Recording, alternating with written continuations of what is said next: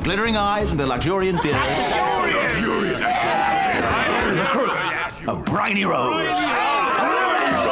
Sure, some of you are as ugly as a sea cucumber. You get away with it. Some of you are closer to being a chair or coat rack than a pirate. And some of you are just fish I've dressed up in a hat. But you're still the best crew a captain could wish for.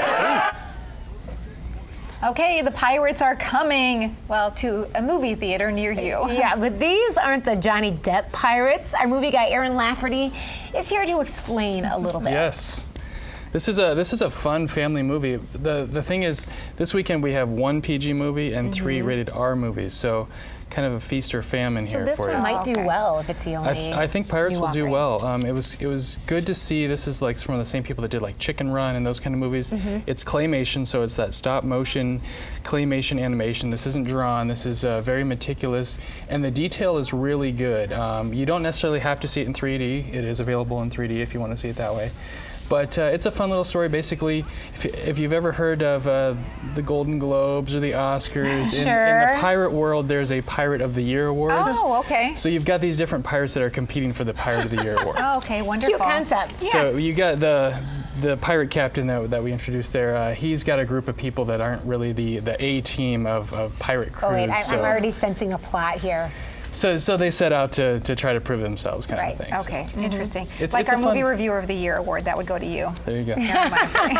It's a fun movie because kids can follow along with trying to do something positive in your life and all those kinds of things. It's a fun story. It's a lot of fun. Kids and adults. There's jokes in there for the adults and there's enough in there fun for the kids. I would say be careful with the little kids because some kids that I saw in the screening were a little bit scared about some things like 5 and under. Maybe avoid, but. Okay.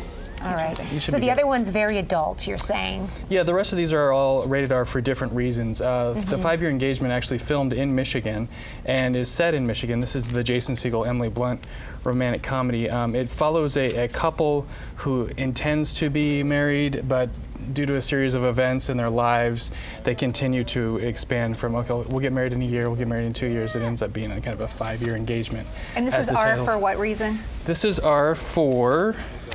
Some content, probably. It's like sexual content, language, those kinds of things. So it's adult content. Yeah. This filmed in Ann Arbor, and then also California. Some big stars, though. Yeah. Yeah, Jason Segel, and also Kevin Yon. Remember, he voiced the Super Bowl Chrysler commercials. He plays the rabbi in here. So. Oh, fun! Fantastic. Kevin's a great guy. There's 2 Michigan connections to this movie. Okay, I'm a fan of Edgar Allan Poe. Loved the books growing up, scared the bejeebers out of me, but now they're the Raven. Right, John Cusack is Edgar Allan Poe, and basically there's a series of crimes that are being committed that are kind of in how his books are written. So there's either a copycat, or maybe he has some kind of inside scoop on this criminal. Right. This is rated R, obviously, for violence and gruesomeness. And probably dark, like the dark, tone of the right. books and poems and things like that. So he joins up with the detective who's trying to solve these crimes because he obviously has some information. He knows what this killer might be thinking. Seems it might be a little Sherlock Holmes. Yeah, a little Sherlock Holmes kind of thing, or Jack the Ripper kind of way. Very English. Yes. Okay, what next, Aaron? We also have another R-rated movie is Safe. Jason Statham, you might remember him, Transporter. He has another role where he has to protect somebody. Basically, there's this little girl who has information. There's Russian mobsters are out to get her because she knows some series of numbers that have some significance, and so it's his job now to protect her. He also has some run-ins with these people in his past, so he has a kind of a vendetta against this group. And Jason Statham does a lot of his own stunts, so you're going to get a lot of action in this one. This is rated R for strong violence and language. Okay, now you have an update on a Made in Michigan movie. Right. You may remember What's Wrong with Virginia. It filmed, back in 2009 along the lakeshore. This is when we first got the film incentive credits, and it's going to come to Waterfront. And it's also going to be in limited release nationally.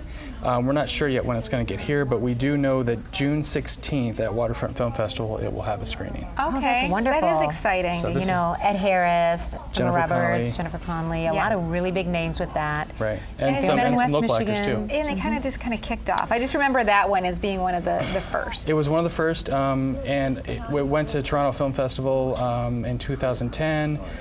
It didn't do so great, so they went back and re-edited and shortened the name Oh. to Virginia, so it's now Wow, I didn't Virginia. realize they could do that. Yeah. So film festivals can be a way to test market a movie. Really? And so if the audience doesn't seem to really respond to it, you get a chance to recut it. Interesting. Wow. And obviously, if you change the name, maybe people will forget. But it the was out the original first cut. time. Yeah. So that happens. And you always have some picks for us too, some things, suggestions, if you will. I always like to hear your favorites. Well, also, since we have these rated R movies, I had to give you a couple PG-13 movies. Thank you very much. Yes. So the whole audience is represented this way. Obviously, Touchback is still in theaters. This is the second week of release in West Michigan, so this is my pick in theaters. Go see it. Go buy local, if you will.